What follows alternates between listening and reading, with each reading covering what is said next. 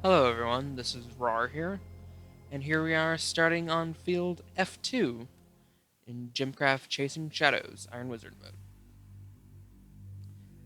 In this video, I am hopefully going to be going through the levels quite a bit faster than I had been in the previous video, as I had just simply been taking it slowly in order to just show off some of the mechanics and whatnot.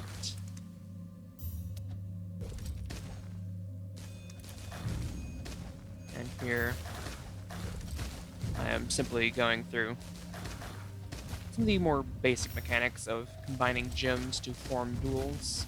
In this case, it's really not necessary to get the specials on the gems, but dual gems give better damage modifiers than pure gems. And that's why I was making my tier 2s out of blue and red. Here we are, a couple more more achievements, and field F3. Going on to there. Could be spending my skill points on various things. I believe I only have these 3 unlocked. It would be tempting to potentially grab a couple of these, and I think I actually will put 1 point into both of these, but I will leave the rest because unspent skill points provide additional starting mana. Obviously, I'm kind of rushing through things, but these are very simple levels. And even in Iron Wizard mode, there is basically no threat to the player. You have to be messing around with sending waves, generally, if you are to die in these early levels. And even then, as long as you place down your gems. And here I am actually hitting, just to let you know, I'm hitting the D key to duplicate the gems that I have placed down. I can hit the U key to upgrade a gem. And when I click a gem, I'll go ahead and show the rest of the hotkeys in a moment in the next field. There's F3, going through there. Let's go ahead and go into F5.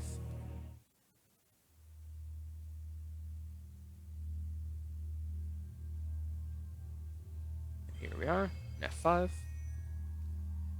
There's a little bit of a hidden gem down here. There's just extra kind of stuff if you don't see it. Yeah, grade 3 gem.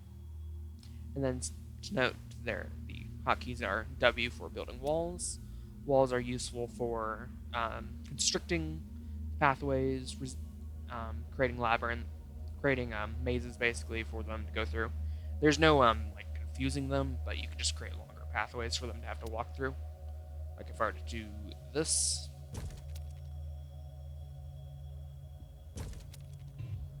Well, I can't quite wall that off properly, but you hopefully get the idea. And then obviously T for tower, B for bomb, although I have to have a gem in my hand to do that. Or I believe I can hit shift and B to make copies and drop them. And then hit D to duplicate a gem. Here is actually an amplifier. It's kind of dumb to put a different gem from what is on these, but whatever, because the amplifiers apply additional stats as well as additional stats for the specials. I'm going to actually place this right here. I'm going to place a blue here to show the amplified stat for that. So now it's not only getting damage and range and the other stats, it's also getting additional slow ratio. Here's token for field F6.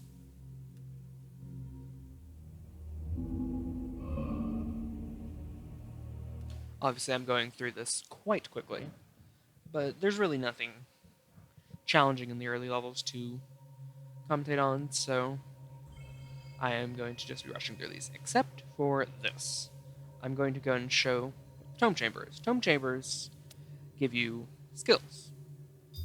Obviously, skills are quite useful for a number of reasons. Mainly, many of them are passive skills that boost various stats. So here, this Tome Chamber has a requirement of killing 40 monsters within its range. which is a range of 7. And one of the best ways to actually improve the number of monsters that you can kill in range of something is by enraging a wave.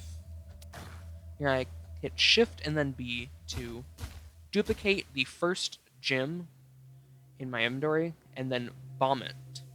When you bomb a wave, it adds additional monsters, but also increases stats. Actually, I misspoke there. I think it's B Shift is what it is. That does not consume the gem. There we go. I'm going to add just 8 monsters there. I don't want to add too much difficulty because the biggest problem is with the lower tier gems, it adds a lot of armor. And of course, something to note about enraging waves is it increases the number of monsters. So, because monsters give mana per kill, they give you a lot of it can give you a lot of additional mana early on. So, I'm going to go and upgrade all my gems. Not really necessary, as once again it's not very difficult. I'm going to do another mechanic, decreasing the banishment cost of my orb by bombing it. And here is another piece of story. So I shall go and read this here. Tome Chamber. There are many such chambers lying around the wilderness, hiding skill tomes, designed only to open only to those who prove their power. I should try to open every chamber I meet. I will need all the skills I can gather. And then various achievements and the skill traps. This gives you the ability to build traps, which are effectively another attacking structure like towers that you can place your gems in, but work a fair bit differently. And here's the token for field F7.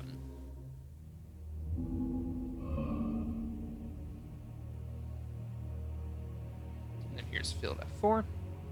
F4 is another unique one, but I'll go and go through F7 first.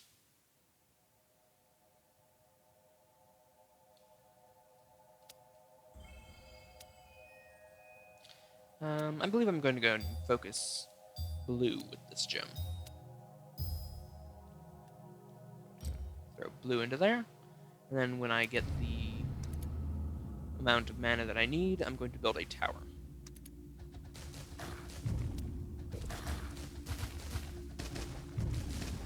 Here, I'm going to go and copy that, and then go ahead and throw it there. Pressing G to combine the G to activate the combine, which takes 120 mana, can be reduced through skills, and it upgrades.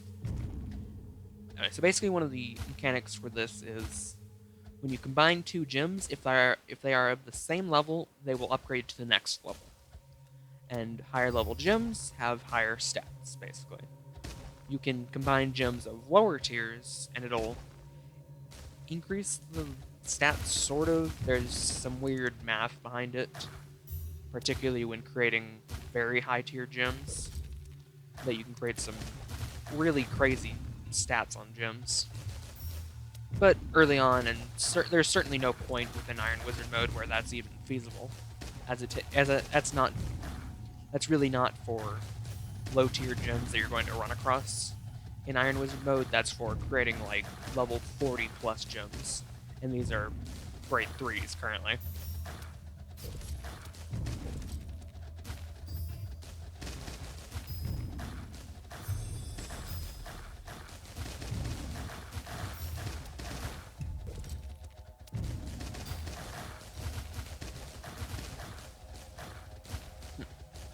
Nothing really to comment in on. Once again, just sort of another easy level.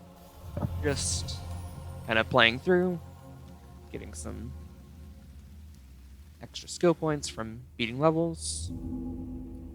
And here we go. I'm going to take a look at the skills again. I have 28 unspent skill points, each one giving 7 additional mana. So I'll go and pop a couple extra levels into Mana Stream Infusion. Mana Stream giving plus 4% mana per monster kill each level, and then every 3 levels, it gives minus 4% lower mana pool milestones. And then Fusion gives negative 1% first grade gem cost, and every 3 levels giving a negative 3% gem combination cost. Masonry reduces the building cost of towers and walls and whatnot, all structures. And then traps gives bonus. Traps gives bonus to the stats of gem and traps, basically. Here is a wizard tower on field F4. Now, wizard towers are quite interesting. They work like the locks in the previous games, if you have ever played them. Basically, you must...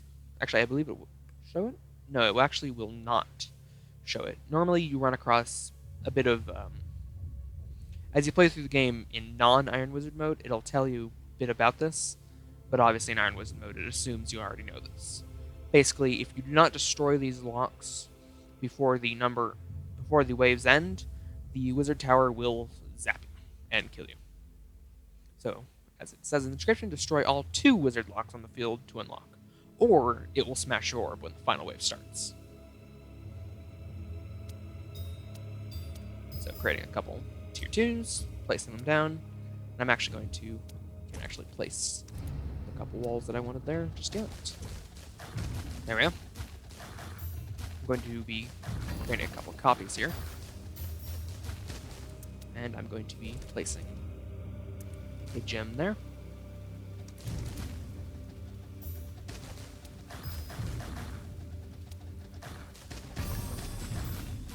And there is the wizard lock, giving me a few different extra zones to go to now.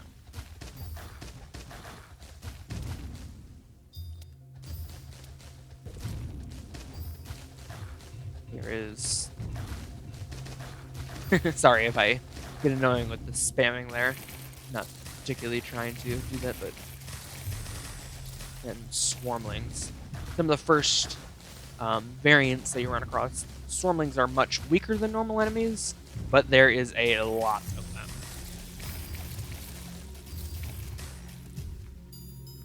And a couple field tokens to go along with the extra Hex-tiles.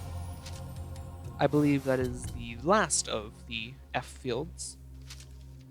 A long-abandoned wizard tower of a fellow wizard. After the summoning of Forgotten and demonic outbreak that followed, most wizards fell back to the Spirit Forge. In a hurry, they had only time to add locks around their towers to defend them from monsters and demons. An iron orblet warps in around your orb presence at the start of every battle. Gives negative 2% mana gain penalty if taken outside the battlefield. Heavier than ordinary orblets. Basically, they slow monsters down. And then fields F Hex-tile E, F Hex-tile I, field for I1, and field for E1. And that, I believe, I will end the video on. We have just now gone through many levels, going through F2, F2, F3, F5, F6, F7, and F4. Thank you for watching, and goodbye.